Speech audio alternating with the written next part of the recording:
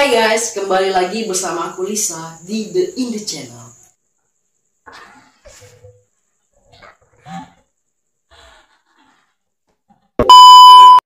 Di video kali ini aku mau bahas bagaimana cara bisa melihat hantu. Banyak orang yang mempercayai adanya hantu, tapi tidak sedikit juga orang yang ragu atau bahkan tidak percaya akan adanya hantu.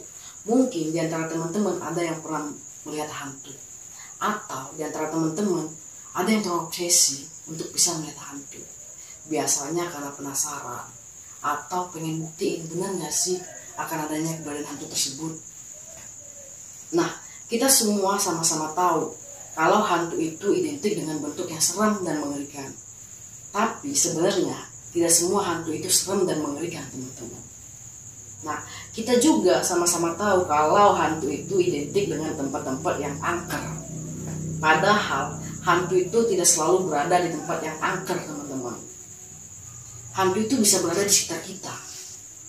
Bisa berada di rumah kita, di depan rumah kita, di sekitar rumah kita, atau mungkin bisa berada di kamar teman-teman.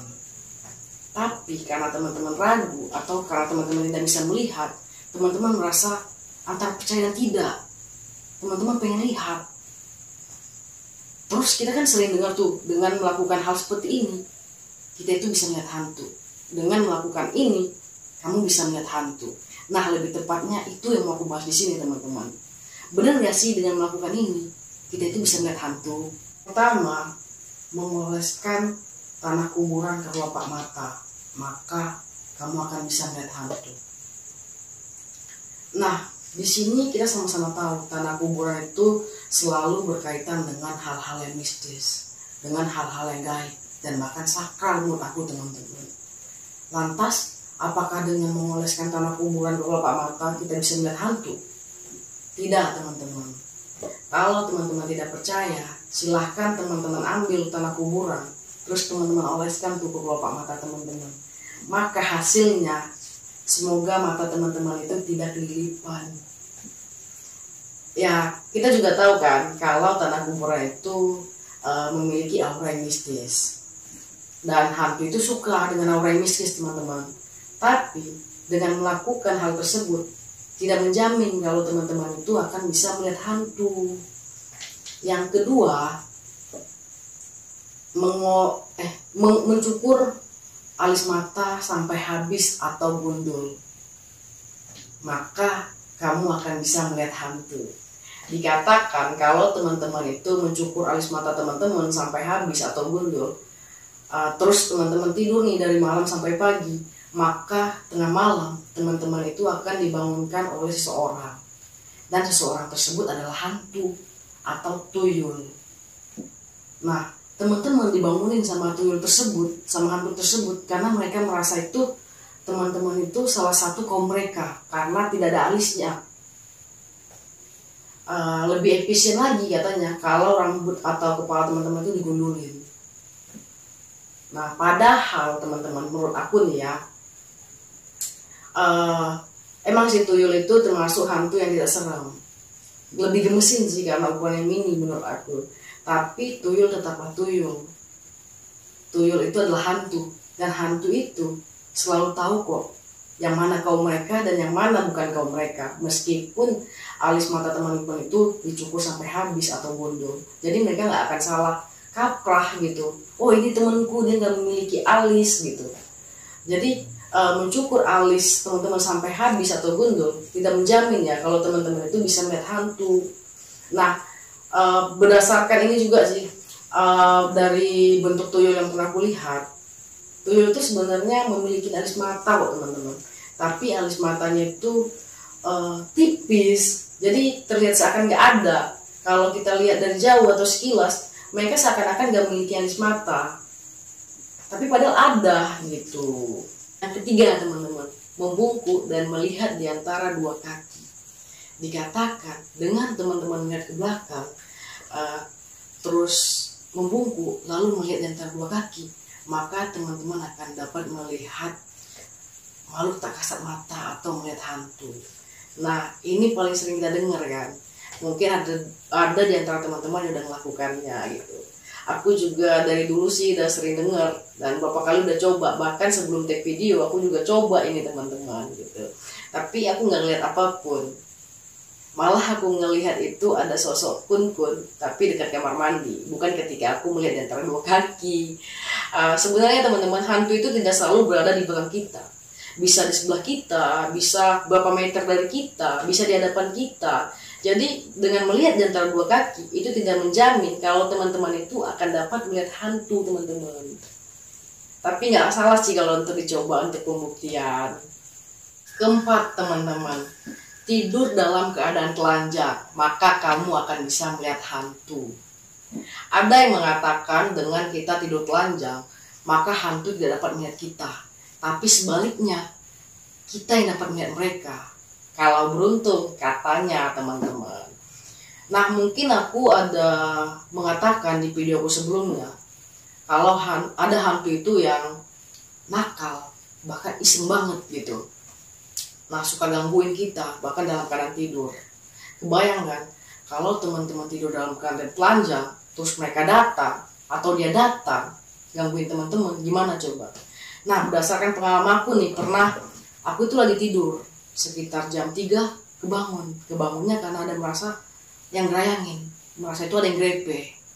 Tapi ketika aku buka mata, gak ada siapapun, terus aku tidur lagi, terus aku merasakan hal yang sama teman-teman. Ada yang gerayangin lagi, ada yang grepe lagi.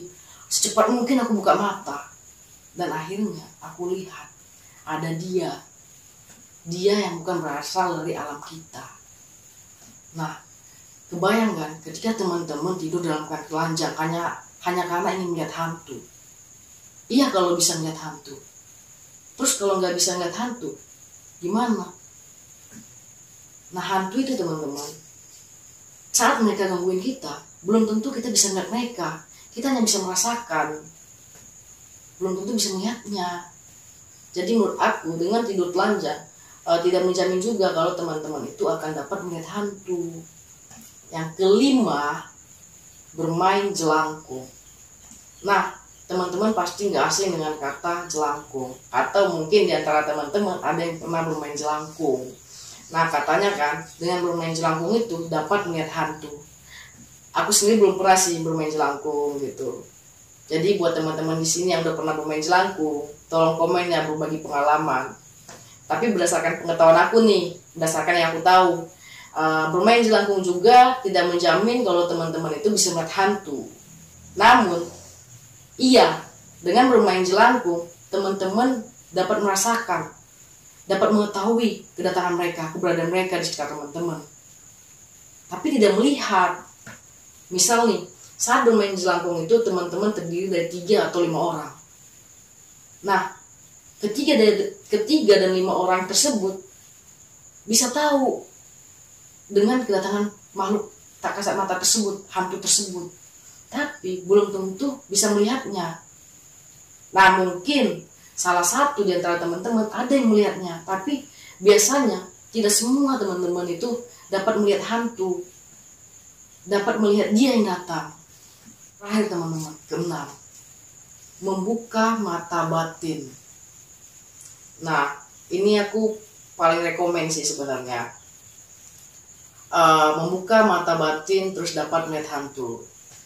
Kita semua tahu kan kalau manusia dan hantu itu memiliki dunia yang berbeda, sehingga banyak orang itu yang ingin membuka mata batinnya hanya untuk sekedar mampu melihat hantu. Tapi membuka mata batin itu tidak semudah yang teman-teman bayangkan. Ada amalan, ada ritual yang harus teman-teman lakukan untuk perlahan-lahan membuka mata batin teman-teman secara sendiri. Terus juga butuh latihan, bahkan butuh bantuan dari seseorang yang sudah berpengalaman atau dari guru spiritual. Terus membuka mata batin itu teman-teman tuh mental yang kuat, butuh iman yang kuat. Karena ketika mata batin teman-teman terbuka, semua itu tidak seindah ekspektasi teman-teman. Melihat hantu itu tidak seindah ekspektasi teman-teman. Malah kadang kita merasa terganggu, merasa risih.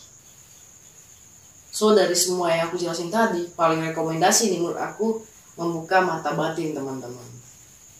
Kalau teman-teman ingin melihat hantu, silakan teman-teman buka mata batin teman-teman.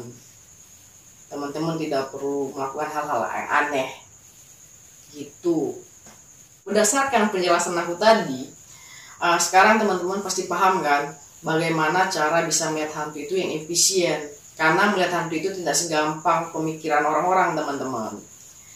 Teman-teman harus tahu, sebenarnya teman-teman itu nggak harus melakukan ini, melakukan itu untuk bisa melihat hantu. Karena kalau hantunya itu sendiri tidak ingin menunjukkan wujudnya, tidak ingin menunjukkan keberadaannya, itu semua sia-sia, teman-teman. Teman-teman tetap tidak akan bisa melihat hantu. Jadi teman-teman tidak perlu melakukan hal-hal aneh untuk bisa melihat hantu. Tapi dari semuanya yang paling rekomendasi buat aku itu yaitu membuka mata batin, teman-teman. Jadi kalau teman-teman ingin bisa melihat hantu, silakan teman-teman buka mata batin teman-teman. Gitu, teman-teman. Oke, sekian video dari aku, teman-teman. Semoga bermanfaat. Dan jangan lupa di like, di subscribe, and di share ya, teman-teman. Biar channel aku semakin berkembang dan aku bisa kasih video-video yang lebih menarik dan motivasi buat teman-teman. Terima kasih, teman-teman.